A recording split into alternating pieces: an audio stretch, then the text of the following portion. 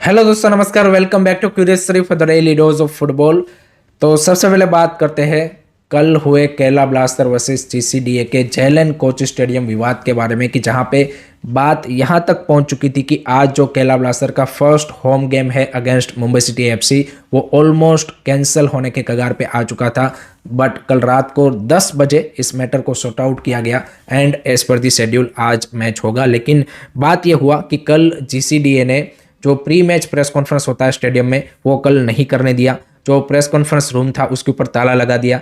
जो जर्नलिस्ट वहाँ पे इस प्रेस कॉन्फ्रेंस को अटेंड करने आए थे, उनको इन्होंने यहाँ पे सिक्योरिटी के द्वारा निकाल दिया स्टेडियम के बाहर। इवन एएफएफ के जो मैच ऑफिशियल्स है, मैच कमिश्नर और वो सब, उनको भी उन्होंने स्टेडियम से बाहर निकाल दिया। केरला ब्लास्टर का जो एडमिनिस्ट्रेटिव स्टाफ वहाँ पे बैठता है, उनको भी उन्होंने स्टेडियम से बाहर निकाल दिया। और जीसीडीए ने ये पूरा नाटक किया यहाँ पे पेमेंट की वजह से। जैसे मैंने कल आपको वीडियो में बताया था कि मैच डे के 1 या 2 दिन पहले जीसीडीए ने केरला ब्लास्टर से जो रेंट एग्री हुआ था 2 लाख, उससे सडनली उसको डबल करके अब वो यहाँ पे 4.2 लाख मांग रहे हैं। 11 फेब को जब जीसीडीए के चेयरमैन ने केरला ब्लास्टर मैनेजमेंट के साथ एक जॉइंट प्रेस कॉन्फ्रेंस किया था, उसमें खुद उन्होंने बोला था कि इस साल हम केरला ब्लास्टर को एक कंसेशन रेट पे स्टेडियम देने वाले हैं, और वो अमाउंट था 2 लाख। ये एक डिमांड उन्होंने ऑलरेडी यहाँ पे मैच डे के 1 दिन पहले यहाँ पे बढ़ा दी थी, जो कि सही बात नहीं थी।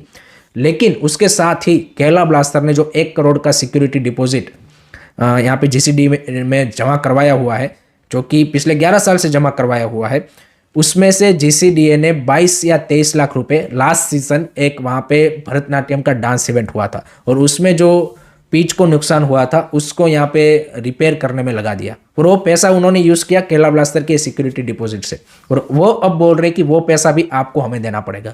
अब भाई, आपने एक वहाँ पे डांस इवेंट करवाया, तो उसमें केरला ब्लास्टर का क्या रोल है?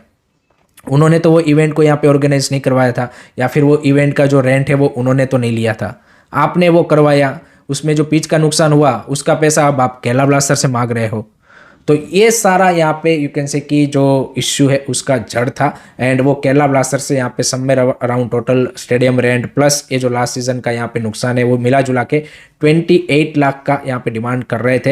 And eventually Kerala blaster management ने वहाँ की जो केरला की स्टेट गवर्नमेंट है, उनके कुछ एमएलएज, मिनिस्टर और उन सब का यहाँ पे एज अ मीडिएटर यूज़ करके इस मैटर को सॉर्ट आउट किया। एंड रात को 10 बजे एक स्टेटमेंट जारी करके बोला कि भाई यहाँ पे अब ये इश्यू सॉर्ट आउट हो चुका है and match as per the schedule यहाँ पे आगे बढ़ेगा। बट ये जो पूरा ड्रामा नाटक हुआ है कल, this shows the situation of football in India. ये सिर्फ केरला की बात नहीं है, बट केरला की ये जो लोकल अथॉरिटी और वहाँ की ये जो स्टेट अफेयर्स, वहाँ की गवर्नमेंट ने ये जो हरकत की है, it's a shameful thing. Kerala is a football loving state, वहाँ पे फुटबॉल का कल्चर है, एंड वहाँ पे ऐसी चीज़ हो रही है कि एक आईएसएल लेवल क्लब को इस तरह से एक्सप्लॉइट किया जा रहा है। तो भाई, कैसे आप एक्सपेक्ट कर सकते हो कि आपके स्टेट में भाई फुटबॉल में यहाँ पे इन्वेस्टर आके इन्वेस्ट करेगा? और इसमें भाई काफ़ी सारे लोगों के बिहाइंड द सीन जीसीडी के एक पॉलिटिकल और अपने जो वेस्टेड इंटरेस्ट थे, उसमें केएसएफए भी आ गया, केरला स्टेट अफेयर्स, वहाँ के कुछ जो पॉलिटिकल यहाँ पे लीडर्स थे वो भी यहाँ पे इस चीज़ के लिए बैक कर रहे थे। Even I think may be super league Kerala का भी इसमें रोल हो सकता है। एक फैक्टर डेफिनेटली वो है कि भाई केरला ब्लास्टर जैसा क्लब अगर यहाँ पे रहेगा तो हमारे लिए उस तरह से एक्सपांड होना यहाँ पे पॉसिबल नहीं होगा, तो वो भी एक डेफिनेटली फैक्टर है। इवन गोकुलम केरला के साथ भी सिमिलर ट्रीटमेंट ही यहाँ पे ओवर द ईयर्स किया गया है। उनको भी जो स्टेडियम्स है और उन सबको यहाँ पे सिक्योर करने में इस तरह के इश्यूज आए हैं। आप देखिए कि जो स्टेडियम आप सुपर लीग केरला के क्लबों को जिस रेट पे देते थे, सडनली भाई गोकुलम केरला या फिर केरला ब्लास्टर आपसे वो स्टेडियम लेने आता है, तो आप उसकी डिमांड ज़्यादा कर देते हो। तो इस तरह की ट्रीटमेंट की गई है। एंड इसी के चलते भाई कोई भी इन्वेस्टर होगा वो क्यों भाई यहाँ पे फुटबॉल में आके इन्वेस्ट करके इस तरह की भाई इश्यूज़ में यहाँ पे फंसना चाहेगा, अपने आप को इन्वॉल्व करना चाहेगा। तो ये है पूरा सिनारियो। लेकिन इसका एक दूसरा पहलू ये भी है कि भाई यहाँ पे जो आईएसएल क्लब है, उन्होंने पिछले 11 साल में जो सबसे बड़ा मिस्टेक किया है कि उन्होंने जितना पैसा इन्वेस्ट किया है 11 साल में, उसका 80-90% उन्होंने सिर्फ फर्स्ट टीम और उनकी सैलरीज और उसमें ही यहाँ पे वेस्ट कर दिया है। उन्होंने ना अपना खुद का इंफ्रास्ट्रक्चर डेवलप करने में ध्यान दिया, और ना ही यहाँ पे क्लब को एज ए यहाँ पे रियल क्लब डेवलप करने के लिए यहाँ पे देखा। क्योंकि फुटबॉल एक ऐसा स्पोर्ट है कि जहाँ पे आपको पूरा साल स्टेडियम चाहिए होता है। बाकी स्पोर्ट्स में आपको भाई 1 महीने के लिए, 2 महीने के लिए इस तरह से स्टेडियम चाहिए। तो इसीलिए भाई किसी भी फुटबॉल क्लब को यहाँ पे खुद का इंफ्रास्ट्रक्चर होना, खुद का ट्रेनिंग फैसिलिटी, खुद का स्टेडियम होना बहुत ज़रूरी है, ताकि इस तरह के जो मैटर्स है यहाँ पे उससे बचा जा सके।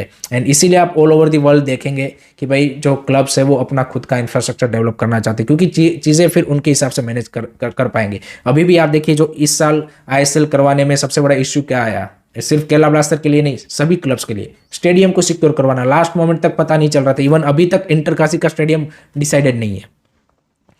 तो आई थिंक दिस शोज कि भाई क्लबों ने जो पिछले 11 साल में जिन चीज़ों को प्रायोरिटाइज करना चाहिए था वो नहीं किया है, एंड उसका कहीं ना कहीं कॉन्सिक्वेंसेस वो आप अभी भुगत रहे हो। नो डाउट केरला ब्लास्टर के साथ जो हुआ वो गलत हुआ, लेकिन इसका वन ऑफ द रीज़न ये भी है कि आपने पिछले 11 सालों में जिस चीज़ के ऊपर फोकस करना चाहिए था उसके ऊपर नहीं किया। सो ये एक लर्निंग लेसन होना चाहिए सभी ISL क्लबों के लिए कि भाई अब से हमारा, अगर हम लॉन्ग टर्म फुटबॉल में इन्वेस्ट करने के लिए देख रहे हैं तो डेफिनेटली हमारा नेक्स्ट 10 साल का प्रायोरिटी होना चाहिए कि हमारा खुद का यहाँ पे ट्रेनिंग फैसिलिटी स्टेडियम होगा, ताकि आगे जाके भाई इस तरह के चीज़ों से आप बच पाए। बाकी आपका क्या सोचना है इसके बारे में कमेंट सेक्शन में ज़रूर बताइएगा। सेकंड, उसके बाद बात करते हैं भाई यहाँ पे जो AFC वुमेंस एशियन कप है उसका भाई यहाँ पे ब्रॉडकास्टिंग का अपडेट AFF ने दे दिया है।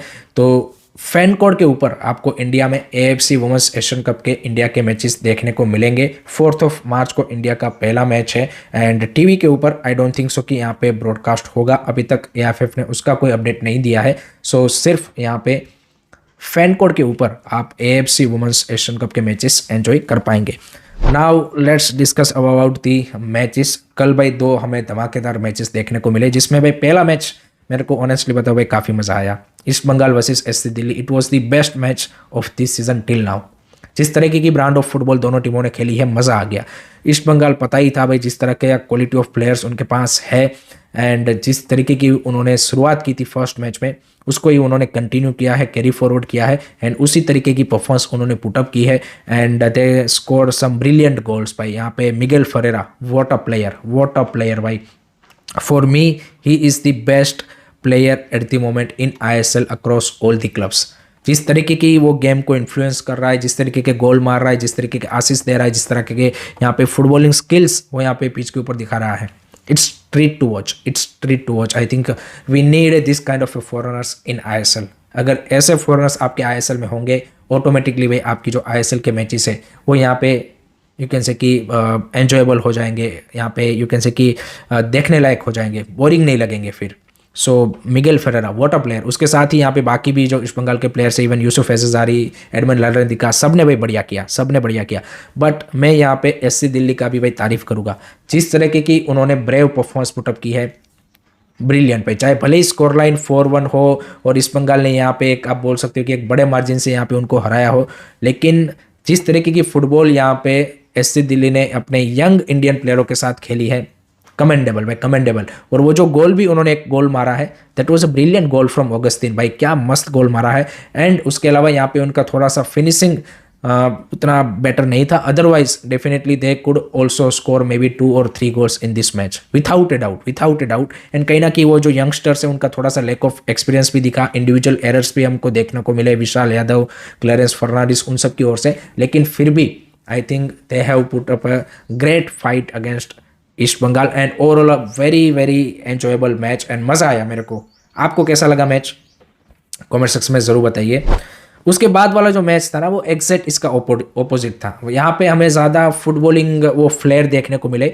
तो जो जमशेदपुर वर्सेस यहाँ पे पंजाब FC का मैच था वो बिल्कुल एक गुत्थम गुत्थी फिजिकल एंड उस तरह का मैच देखने को मिला, एंड इसमें क्रेडिट जाता है ओएन कोयल की जमशेदपुर को। पंजाब FC ने कोशिश किया यहाँ पे वो बिल्डअप करके उस तरह का फुटबॉल खेलने का, यहाँ पे पासिंग वाला, लेकिन जमशेदपुर का प्लान क्लियर था कि भाई हमें पंजाब FC को उनका फुटबॉल या फिर उनका जो स्टाइल ऑफ प्ले है वो नहीं खेलने देना है, उनको अनसेटल करना है। वहाँ पे कई सारे फिजिकल यहाँ पे फाउल भी देखने को मिले। रेफरी ने भी एक यहाँ पे इस मैच में आप बोल सकते हैं कि जो स्टैंडर्ड है फाउल का वो एक यहाँ पे ऐसा रखा था कि वहाँ पे छोटे मोटे फिजिकल फाउल को वो यहाँ पे इवन फाउल भी नहीं दे रहा था।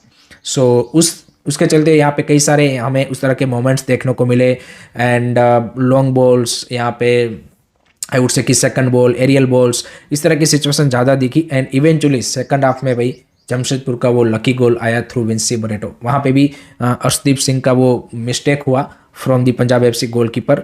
अदरवाइज यहाँ पे ये मैच 0-0 में ड्रॉ होता है एंड वो डिजर्व भी यही करता था। जिस तरह का ओवरऑल मैच हुआ वो 0-0 ही ड्रॉ डिजर्व करता था। बट ओवेन कोयल की टीम के लिए लकी पार्ट ये है कि दोनों मैचेस, लास्ट जो मोहम्मदान वाला भी उन्होंने निकाला और ये भी जो निकाला, आई थिंक दे वर लकी कि दे गेट 6 पॉइंट। अदरवाइज दोनों मैचेस में भाई जमशेदपुर की परफॉर्मेंस मेरे को ऐसी नहीं लगी कि भाई जिससे यहाँ पे आप बोले कि हाँ भाई this is a strong team. Players उनके पास अच्छे हैं बट परफॉर्मेंसेस ऐसी नहीं आ रही है। नो डाउट वो रिजल्ट ग्राइंड कर दिए है, but eventually when you face a team like Mohun Bagan, East Bengal और Bengaluru FC, that those kind of a strong team, then I think this will not helpful for them. सो वो एक पॉइंट यहाँ पे डेफिनेटली उनको याद रखना चाहिए। दूसरी साइड पंजाब एफसी के लिए पहला मैच था एंड उनके भी फॉरनर्स ने पर्टिकुलरली मेरे को डिसअपॉइंट किया है, to be honest. They could have done better but that is what it is. So that is the you can say कि little bit disappointing start for Punjab FC of this season, क्योंकि काफ़ी ज़्यादा fans का उनसे उम्मीद है because कई सारे यंगस्टर्स है उसमें।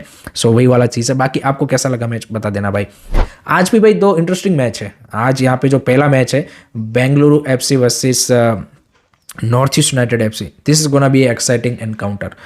बेंगलुरु एफसी का हमने पहला मैच देख लिया, बढ़िया यहाँ पे उन्होंने फुटबॉल खेली, मज़ा आ गया मैच देख के। Shiva Shakti, Sunil Chhetri, Brian Sanchez, Ryan Williams, सब ने भाई बढ़िया खेला था। तो उनकी एक शुरुआत परफेक्ट हो चुकी है under new coach Renedy Singh. North East Pedro Benali के लिए भाई this should be you can say कि रिडेम्पशन मैच। फर्स्ट मैच में ईस्ट बंगाल के सामने यहाँ पे उनके जो सारे लूप फॉल्स है वो दिख गए हैं। सो वहाँ से कैसे कमबैक करते हैं वो देखना काफ़ी इंटरेस्टिंग होगा। मुश्किल है because it's not only about Alaeddine Ajaraie नहीं है, बट आई थिंक जो उनके पास प्लेयर्स अभी है वो भी उतने रिदम में फॉर्म में नहीं दिख रहे हैं। So they need to step up, and particularly जो फ्रंट लाइन है, पार्थी गोगोई, जितिन एमएस और सेम्पेरियो और उन सबको भाई यहाँ पे स्टेप अप करना पड़ेगा। Then and then only they have a chance. Otherwise I think Bengaluru FC clear favourite in this match and for me the prediction is gonna be a 2-1 kind of a victory for Bengaluru FC. आपका क्या prediction है बता देना comment में। दूसरा match, जैसे मैंने इस वीडियो के शुरुआत में यहाँ पे पूरा स्टोरी बताया, Kerala blaster versus Mumbai city का बैक ऑन ट्रैक है। सो वो भी इंटरेस्टिंग मैच होगा बाय द वे। यहाँ पे स्टेडियम का लफड़ा एक साइड रखे अगर हम बात करें तो भाई केरला ब्लास्टर ने शुरुआत अच्छी नहीं की है। मुंबई सिटी ने चेन्नई एफसी के सामने नो डाउट एक क्लोज 1-0 विक्ट्री हासिल किया था, बट कन्विंसिंग परफॉर्मेंस नहीं थी। To be honest Mumbai City के स्टैंडर्ड के हिसाब से कन्विंसिंग परफॉर्मेंस नहीं थी एंड नुनो रेस एंड जॉनी काउको के ऊपर ज़्यादा वो रिलाई कर रहे हैं। बाकी प्लेयरों को भाई I think Chhangte, Pereyra Diaz, Brandon, उन सबको भाई स्टेप अप करना पड़ेगा। They need to play better, as simple as that. So वो वाला सिनारियो है। अगर वो यहाँ पे स्टेप अप करते हैं then they have a very good chance. Kerala Blaster के लिए भी भाई lot of new players and वो सारी चीज़ें हैं, तो उसके चलते यहाँ पे देखना होगा कि किस तरह से वो यहाँ पे सेटल इन करते हैं एंड उसके ऊपर ही डिपेंड करेगा। बट आई थिंक दोनों टीमें मेरे को जो पहले मैचेस उन्होंने खेले हैं उसके हिसाब से तो अभी more of a semi level पे दिख रही है in terms of the rhythm wise, in terms of the you can say कि प्लेयरों की शार्पनेस वाइज। तो आई थिंक ये मैच थोड़ा सा अगली उस पॉइंट ऑफ व्यू से हो सकता है आपको उतना ज़्यादा फ्लूइड मैच ना देखने को मिले। माई prediction for this match is I am going with 1-1 draw. आपका क्या प्रेडिक्शन है? Do let me in the comment section. उसी के साथ केरला ब्लास्टर के लिए भाई यहाँ पे उन्होंने एक और अपने फॉरेन प्लेयर की साइनिंग कर दी है and that is the 6th foreigner जो उन्होंने साइन किया है वो है स्कॉटिश अटैकर 28 ईयर ओल्ड जय क्विंटोंग। यस, एंड इसकी साइनिंग उन्होंने डन कर ली है। जय ने यहाँ पे इससे पहले प्रीवियसली स्कॉटिश 2nd डिवीज़न या फिर माल्टा के 1st डिवीज़न उस तरह की लीगों में खेल रखे हैं। सो लेट्स सी, यहाँ पे केरला ब्लास्टर ने अपना जो 6 के 6 फॉरेन प्लेयरों का कोटा है वो कंप्लीट कर दिया है बिकॉज उनको भी पता है कि भाई इस सीज़न रेलीगेशन है, तो डेफिनेटली उसको बचने के लिए, सर्वाइवल के लिए this is very very important. Title के लिए तो eight the moment Kerala blaster उतनी स्ट्रॉन्ग दिख नहीं रही है कि भाई टाइटल के लिए कम्पीट करेगी, बट लेट्स सी हाउ जय is gonna play for them. So that's the update on that new signing.